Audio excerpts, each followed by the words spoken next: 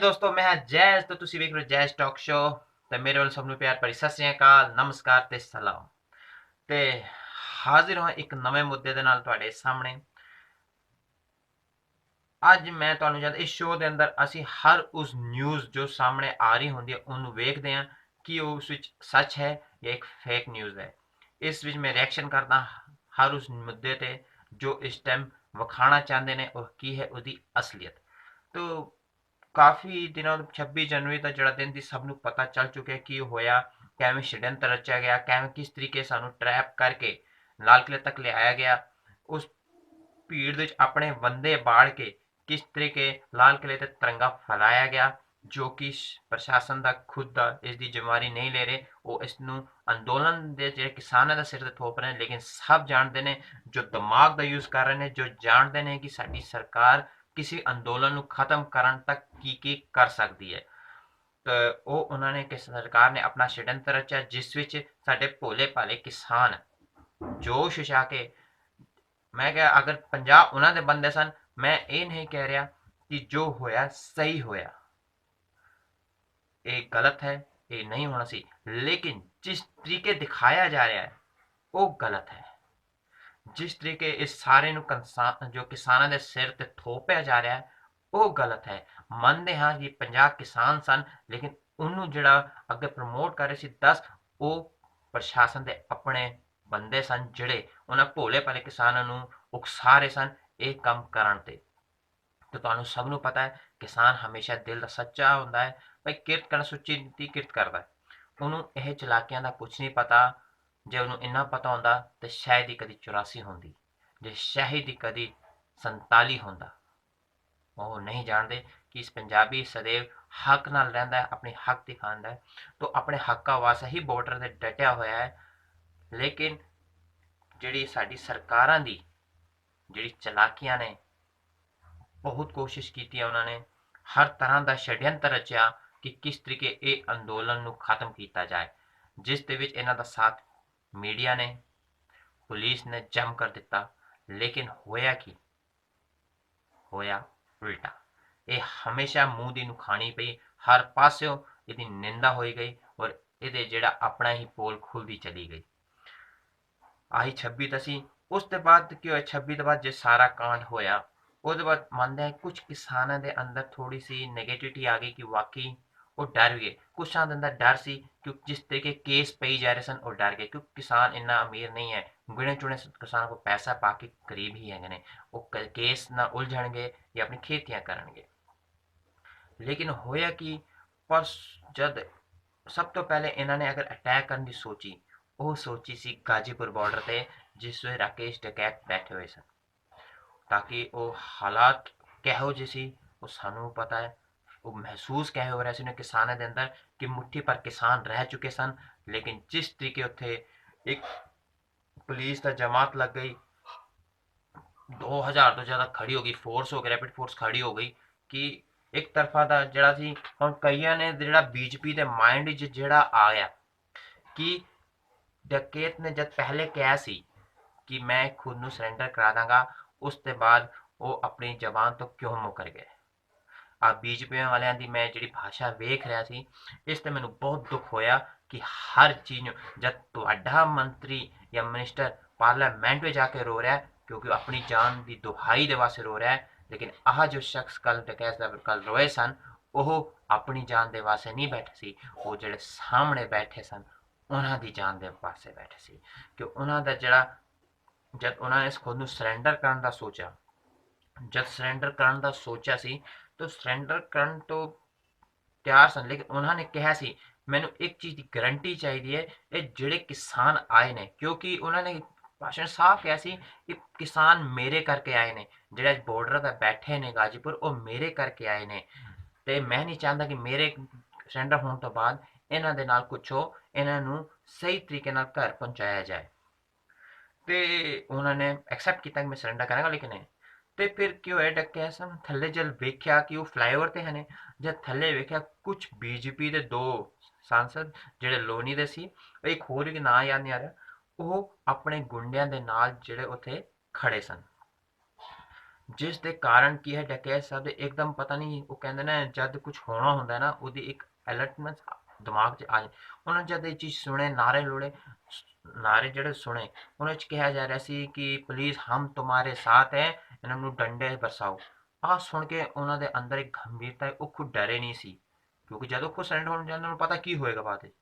ਲੇਕਿਨ ਉਹਨਾਂ ਦਾ ਇੱਕ ਡਰ ਨਹੀਂ ਸੀ, ਉਹ ਡਰ ਇਹ ਆ ਗਿਆ ਸੀ ਕਿ ਮੇਰੇ ਜਾਣ ਪਿੱਛੇ ਆਹ ਇਹਨਾਂ ਦੇ ਨਾਲ ਕੀ ਕਰਨਗੇ, ਕਿਉਂਕਿ ਉਸ ਟਾਈਮ ਪੰਜਾਬ ਦੀ ਜਿਹੜੇ ਸਿੱਖ ਸਨ ਉਹਨਾਂ ਦੀ ਮਾਤਰਾ ਜ਼ਿਆਦਾ ਸੀ ਉਸ ਟਾਈਮ ਉੱਥੇ। ਕਿਉਂਕਿ ਸਭ ਤੋਂ ਵੱਡੀ ਗੱਲ ਹੈ, ਆਹ ਅੰਦੋਲਨ ਨੂੰ ਜਿਹੜਾ ਚਾਹੁੰਦੇ ਸੀ ਕਿ ਇਹਨਾਂ 'ਚ ਹਿੰਦੂ ਸਿੱਖ ਦਾ ਜਿਹੜਾ ਨਾ बैरी बना दो, बस हिंदू सिख करा दो, ये अंदोलन टुट जाएगा। बस डकैत साहब ਨੂੰ ਇਹ ਮਾਈਂਡ 'ਚ ਆ ਗਿਆ ਕਿ ਇੱਥੇ ਕੁਛ ਨਾ ਕੁਛ ਉਲਟਾ ਹੋਣ ਵਾਲਾ ਹੈ, ਕਿਉਂ ਇਹ ਇਹਨਾਂ ਨੂੰ ਜਾਣ ਨਹੀਂ ਦੇਣਗੇ ਔਰ ਕੀ ਕਰਨਗੇ ਉਹ ਸਮਝ ਗਏ। ਤਾਂ ਉਹਨਾਂ ਨੇ ਇਸ ਚੀਜ਼ ਨੂੰ ਮਨਾ ਕਰਤਾ ਔਰ ਅੰਦਰੋਂ ਇੱਕ ਤਰਫ से ਉਹ ਕਹਿੰਦੇ ਨੇ ਜੇ ਸੱਚਾ ਬੰਦਾ ਹੁੰਦਾ ਨਾ ਜਦੋਂ ਬੋਲ ਨਹੀਂ ਪਾਉਂਦਾ ਨਾ ਤਾਂ ਭਾਈ ਉਹ ਅਥਰੂ ਵਾਂਗੂ ਨਿਕਲਦੇ ਨੇ। ਇਹ ਦੋ ਤਰ੍ਹਾਂ ਦੇ ਅਥਰੂ ਨੇ, ਇੱਕ ਉਹ ਅਥਰੂ ਜਿਹੜੇ ਬੀਜੇਪੀ ਕੱਢਦੀ ਹੈ, ਇੱਕ ਉਹ ਅਥਰੂ ਹੈ ਜਿੱਥੇ ਕਿਸਾਨ ਕੱਢਦਾ, ਜਿਹੜਾ ਸੱਚਾ ਸੁੱਚਾ ਕਿਸਾਨ ਕੱਢਦਾ ਹੈ। ਤੇ ਉਹ ਅਥਰੂ ਨਿਕਲੇ, ਉਸ ਅਥਰੂ ਨੇ ਇਹੋ ਜਿਹੇ ਸੈਲਾਬ ਲਿਆ ਦਿੱਤਾ ਕਿ ਮੈਂ ਤੁਹਾਨੂੰ ਨਾ ਕਹਿ, ਰਾਤ ਐਵੇਂ ਨਿਕਲ ਸੀ ਜਿਵੇਂ ਦਿਨ ਹੋ ਰਿਹਾ ਸੀ। ਲੋਕਾਂ ਦਾ ਇੱਕਦਮ ਆਣਾ ਸ਼ੁਰੂ ਹੋ ਗਿਆ, ਸਵੇਰ ਤੱਕ ਐਵੇਂ ਹੋ ਗਿਆ ਜਿਵੇਂ ਉੱਥੇ ਕੁਝ ਹੋਇਆ ਹੀ ਨਹੀਂ ਸੀ ਰਾਤ, ਇੰਨੀ ਭੀੜ ਜਮ ਹੋ ਗਈ। ਤੇ ਇਸ ਵਿੱਚ ਕੀ ਹੋਇਆ, ਜਿੰਨੀ ਵੀ ਫੋਰਸ ਖੜੀ ਸੀ ਉਹ ਸਾਰੀ ਖੁਦ ਹੀ ਡਰ ਗਈ ਕਿ ਉਹਨੂੰ ਪਿੱਛੋਂ ਫੋਨ ਆਇਆ, ਕਿ ਉਹ ਸਮਝ ਗਏ ਸੀ ਕਿ ਅੰਦੋਲਨ ਜਿਹੜਾ ਹੈ ਵੱਡਾ ਹੁੰਦਾ ਜਾ ਰਿਹਾ, ਕਿ ਪਿੱਛੋਂ ਪੂਰੀ ਪੰਚਾਇਤਾਂ ਲੱਗ ਚੁੱਕੀ, ਪਿੰਡਾਂ 'ਚ ਪੰਚਾਇਤਾਂ ਫੈਲ ਚੁੱਕੀ ਸਨ, ਰਾਤੀ ਅਨਾਉਂਸਮੈਂਟ ਹੋ ਚੁੱਕੀ ਸੀ ਕਿ ਐਵੇਂ ਹੋ ਰਿਹਾ ਹੈ ਕਿ ਕਿਸਾਨ, ਕਿਉਂਕਿ ਹੁਣ ਕਿਸਾਨਤ ਨਹੀਂ ਸੀ, ਹੁਣ ਸਵਾਭਿਮਾਨ ਦੀ ਲੜਾਈ ਆ ਚੁੱਕੀ ਸੀ। ਉਹ ਅਥਰੂ ਹੀ ਬਣਿਆ, ਇੱਕ ਮਤਲਬ ਨਾ ਇੱਕ ਜੜੀ ਬੂਟੀ ਬਣ ਗਈ, ਇੱਕ ਦਵਾ ਬਣ ਗਈ, ਔਰ ਜਿਹੜਾ एक नेगेटिवपन आ चुके सी उत्थे जा रहे सन, वो एकदम हमारा एकदम गुब्बारे में फट गया और एकदम एवें पहुंच गए लोग कि लोगों ने सामने आ गए ये गलत हो रहा है, क्योंकि हुण गलत हो रहा है कि कुछ किसान ਜਿਹੜੇ ਉਹਨਾਂ ਦੇ ਨਕਲੀ ਬੰਦੇ ਬਣ ਕੇ ਕਿਸੇ ਉਹਨਾਂ ਦੀ ਗਲਤੀ ਨਾਲ ਪੂਰੇ ਅੰਦੋਲਨ ਨੂੰ ਨਹੀਂ ਕਹਿ ਸਕਦੇ ਦੇਸ਼ ਧਰੋਹੀ। ਤੇ ਇਸ ਚੀਜ਼ ਤੇ ਪੂਰਾ ਹੀ ਸ਼ੁਰੂ ਹੋ ਗਿਆ। ਤੇ ਰਾਤੀ ਹੀ ਕੁਝ ਖਬਰਾਂ ਆਈਆਂ, ਫਿਰ ਮੀਡੀਆ 'ਚ ਇੱਕ ਚੀਜ਼ ਹੋਰ ਫੈਲੀ, ਉਹ ਫੈਲ ਗਈ ਕਿ ਮੀਡੀਆ ਸਾਫ਼ ਤੌਰ ਤੇ ਫੈਲ ਗਈ ਕਿ ਭਾਈ ਸਾਹਿਬ ਇਹ ਜਿਹੜਾ ਅੰਦੋਲਨ ਹੋ ਰਿਹਾ ਹੈ ਕਿ ਹੁਣ ਜਿਹੜੇ ਉੱਥੇ ਦੇ ਨਾਗਰਿਕ ਹਨ, ਹੁਣ ਗੱਲ ਦੱਸ ਮੂਵਮੈਂਟ, ਹੁਣ ਸਿੰਘੂ ਬਾਰਡਰ ਟਿਕਰੀ ਬਾਰਡਰ ਕੀ ਹੋਇਆ, ਕੁਛ ਇੱਕ ਬੰਦੇ ਆਏ ਉਹਨਾਂ ਨੇ ਪੱਥਰਬਾਜੀ ਸ਼ੁਰੂ ਕਰਤੀ ਜਿਹੜੇ ਸਾਹਮਣੇ ਸਨ। ਤੇ ਸਿੰਘੂ ਬਾਰਡਰ ਤੇ ਇਹੀ ਹੋਇਆ ਕੱਲ, ਜਿਸ ਵਿੱਚ ਕਾਫੀ ਫਟਮਾਰ ਹੋਈ ਆ, ਸਿਰ ਫਟੇ ਵਿਚਾਰੇ ਕਿਸਾਨਾਂ ਦੇ, ਤੇ ਫਿਰ ਵੀ ਕਿਸਾਨ ਸ਼ਾਨਦਾਰ ਵਾਹਿਗੁਰੂ ਦਾ ਜਾਪ ਕਰਦੇ ਸੀ। ਪਹਿਲੇ ਤੁਹਾਨੂੰ ਮੈਂ ਵੀਡੀਓ ਦੱਸਦਾ ਉੱਥੇ ਕੀ ਹੋਇਆ ਸੀ ਕਿ ਕਿਵੇਂ ਪੱਥਰਬਾਜੀ शुरू हुई, आ तुसी देखो तो फिर दसो तुसी मैनू। वो लड़के हैं जो दिल्ली के बवाना नरेला गांव के जो आए हैं, पुलिस हमारे सामने बिल्कुल खड़ी हुई है और ये लोग इस वक्त भी यहाँ से पत्थर फेंक रहे हैं। दूसरी तरफ जहाँ पत्थर फेंके जा रहे हैं वो बैरिकेड के पीछे जो सरदार जो किसान मोर्चा खड़ा है बैरिकेडिंग के पीछे, उनके ऊपर ये पत्थर मार रहे हैं। हमारे सामने आप देख रहे हैं, यही से बाहर से पत्थर उठा के पुलिस कहाँ है, ये किसानों की तरफ फेंके जा रहे हैं। और पुलिस जो है इस वक्त भी अगर हम पैन करके दिखाएं, पुलिस वाले सीधे खड़े खड़े उनकी शक्ल देख रहे हैं, पूरे भी सामने किसान ही है, ये है देशभक्ति की, पुलिस हमारे पीछे खड़ी है, देशभक्ति है, पुलिस यहाँ है, पुलिस हर जगह है, लेकिन पुलिस इनके पत्थरों को इन लोगों को कहीं नहीं रोक रही है। अगर पवन आपको पैन करके दिखाए तो इधर मुझे जो नजर आ रहा है इस वक्त यहाँ पे नीले कपड़ों में, नीले यूनिफॉर्म में एंटी राइट पुलिस सीधे सीधे शांति से खड़ी तमाशा देख रही है। आप ये हमारे विजुअल में क्लियरली देख सकते हैं, जो नरेला बवाना के जो अपने आप को लोकल लोग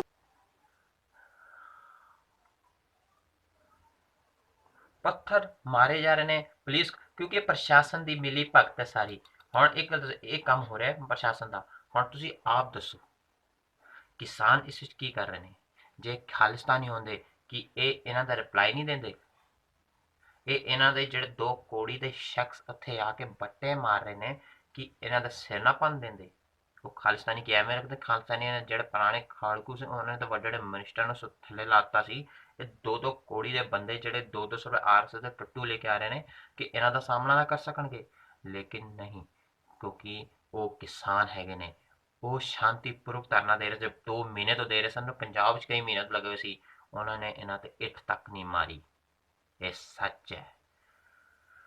ठीक है, ਹੁਣ ਦੱਸਦੇ हैं दूसरी।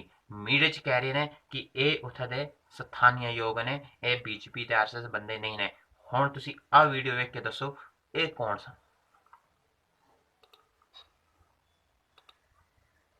आरएसएस के गुंडे थे। मैंने उनको कहा तुम्हें शर्म नहीं आई? यहाँ तुम बीजेपी का आदमी है, गांव का तो नहीं, इलाके का नहीं, तुम तो खुद द्वार का रहते हो, यहाँ रहते भी नहीं हो और प्रॉपर्टी डीलर हो, किसान भी नहीं हो, तुम यहाँ क्या गंदगी फैलाने आए हो? गुस्सा नहीं है पर आहत जरूर है। जो लड़के मरे हैं वहाँ, चाहे काफी लोग यहाँ घायल आए हैं, किसी का पूरा ये आँख काला पड़ गया है, किसी का पैर जल गया, हाथ जल गया, उन लोगों को देख के मुझे बहुत तकलीफ होता है।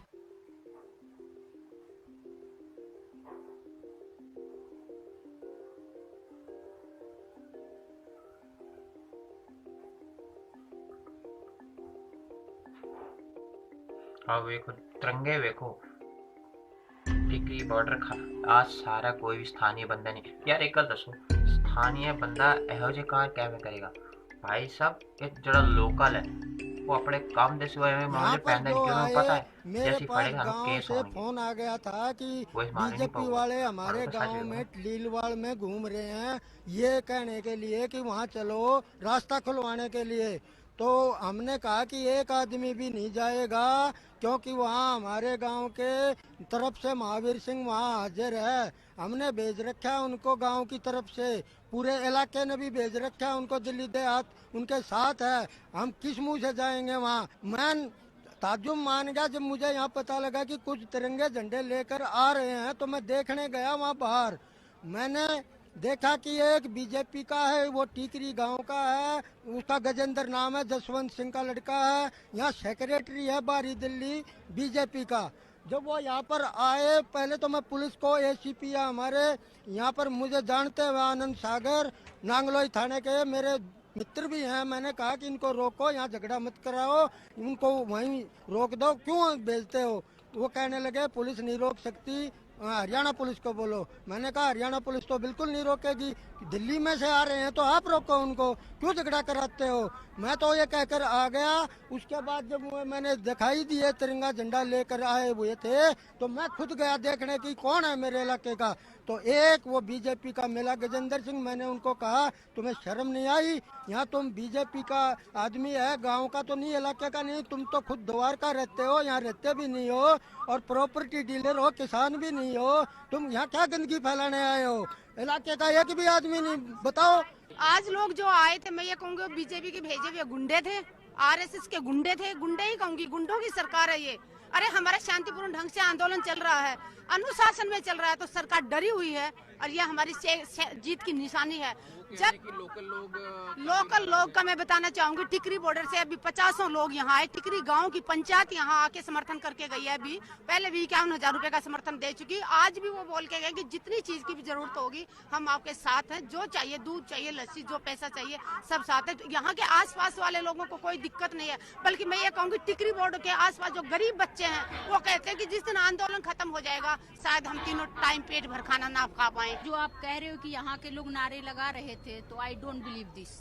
मैं नहीं बिलीव कर सकती कि यहाँ के लोग नारे लगा रहे हैं, क्योंकि यहाँ के लोग कह ही नहीं सकते, क्योंकि यहाँ के लोगों को किसी को कोई प्रॉब्लम नहीं है, हमें भी नहीं है। हम तो और बल्कि मेंटली फ्री है। मेरे हस्बैंड गांव गए हुए हैं, उनके मामा जी एक्सपायर किए थे, मैं अकेला ये पूरा शॉप चला रही हूँ, रात को 10 बजे तक चलाती हूँ, पर ऐसा कोई दिक्कत हमें नहीं है। हाँ ये बात है कि जब ये आए थे तो कॉलोनी के लोग काफ़ी दहशत में थे, तो वो धीरे धीरे उनका डर खत्म हो गया था। उस समय हमारा कारोबार 0 पे आ गया था, अब थोड़ा चल रहा था।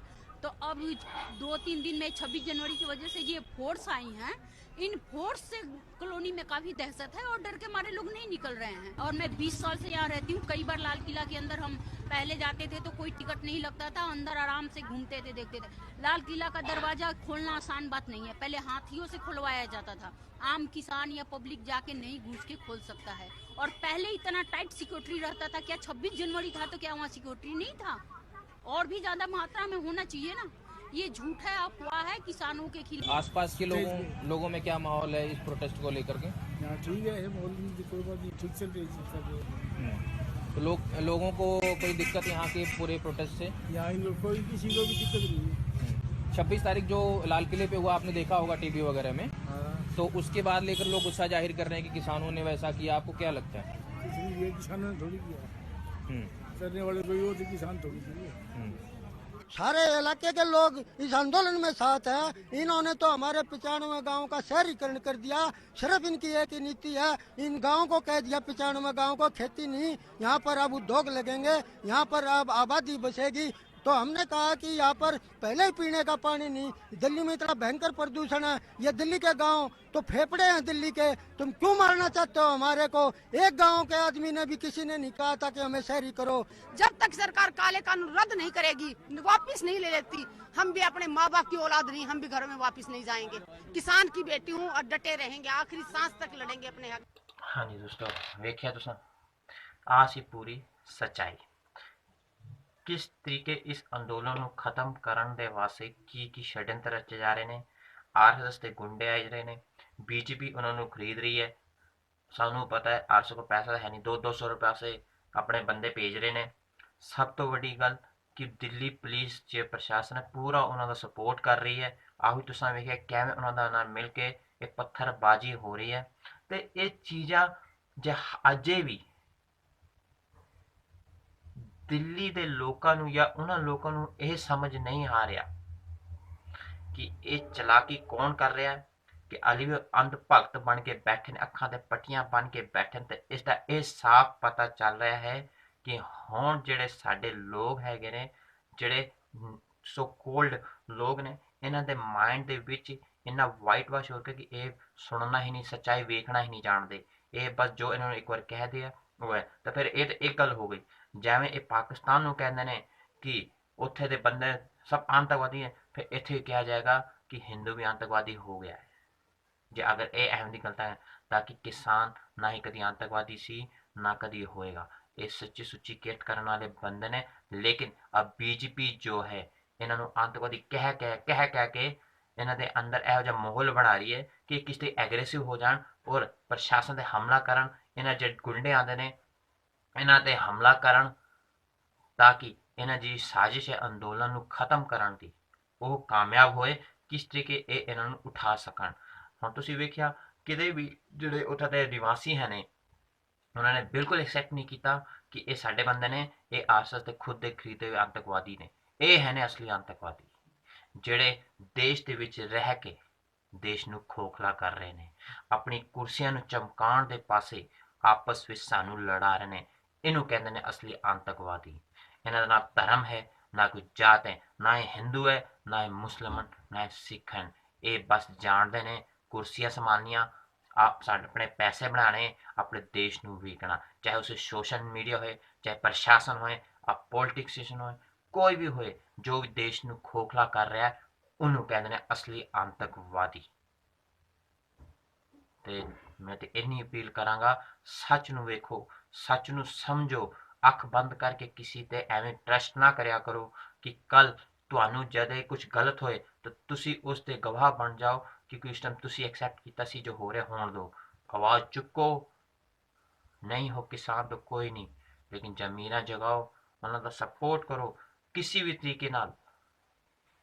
ਲੇਕਿਨ ਆਪਣੇ ਅੰਦਰ ਦੇ ਜ਼ਮੀਰ ਨੂੰ ਨਾ ਮਾਰੋ, ਆਪਣਾ ਜਿਹੜਾ ਜ਼ਮੀਰ ਜਗਾਓ ਔਰ ਇਹਨਾਂ ਦਾ ਸਾਥ ਦਿਓ। ਜੋ ਸੱਚ ਹੈ ਉਹ ਵੇਖੋ, ਸੁਣੀ ਸੁਣਾਈ ਤੇ ਵਿਸ਼ਵਾਸ ਨਾ ਕਰੋ, ਦੇਖਮ ਦਿਖਾਈ ਤੇ ਵਿਸ਼ਵਾਸ ਕਰੋ। ਕੀ ਹੋ ਰਿਹਾ ਹੈ ਉਹਨੂੰ ਸਮਝੋ, ਕਿਉਂਕਿ ਜੋ ਦਿਖਦਾ ਕਦੀ ਕਦੀ ਉਹ ਨਹੀਂ ਹੁੰਦਾ, ਉਹ ਜੋ ਹੁੰਦਾ ਕਦੀ ਕਦੀ ਦਿਖਦਾ ਨਹੀਂ ਹੈ, ਕਲੀਅਰ ਨਹੀਂ, ਕਿਉਂਕਿ ਸੱਚਾਈ ਦਾ ਕੋਈ ਰੂਪ ਨਹੀਂ ਹੈ, ਉਹ ਕਦੇ ਨਹੀਂ ਸਾਹਮਣੇ ਆਏਗੀ। ਨਹੀਂ, ਝੂਠ ਨੂੰ ਦੱਸਣ ਵਾਸਤੇ ਕਈ ਰੂਪ ਦੱਸਣੇ ਪੈਂਦੇ ਨੇ ਔਰ ਇਹੀ ਪ੍ਰਸ਼ਾਸਨ ਕਰ ਰਹੀ ਹੈ। ਕਿਸ ਤਰੀਕੇ ਆਪਣੇ ਝੂਠ ਨੂੰ ਲੋਕਾਂ ਦੇ ਸਾਹਮਣੇ ਲਿਆ ਰਹੀ ਹੈ ਕਿ ਇਹ ਚੀਜ਼ ਹੋ ਰਹੀ ਹੈ ਔਰ ਇਸ ਵਿੱਚ ਸਾਥ ਕੌਣ ਦੇ ਰਿਹਾ ਸਭ ਨੂੰ ਪਤਾ ਹੈ। तो फिर ये चीज़ें देखो कि हो रहा है, सच का साथ दो। अगली बार फिर हाजिर होगा ਇਹੋ ਜਿਹੀ ਨਿਊਜ਼ਾਂ ਨਾਲ। ਝੂਠ ਨੂੰ ਕਰਾਂਗੇ ਬੇਪਰਦਾ, ਸੱਚ ਲਿਆਵਾਂਗੇ ਸਾਹਮਣੇ। ਕੀ ਹੈ ਸੱਚ, ਕੀ ਹੈ ਨਿਊਜ਼, ਉਹ ਤੁਹਾਨੂੰ ਕਰਾਵਾਂਗਾ। ਹਰ ਨਿਊਜ਼ ਦੇ ਅਪਡੇਟ ਦਿਓ। ਮੈਨੂੰ ਇਜਾਜ਼ਤ, ਪਿਆਰ ਵਾਲੀ ਸਤਿ ਸ੍ਰੀ ਅਕਾਲ, ਨਮਸਕਾਰ ਤੇ ਸਲਾਮ।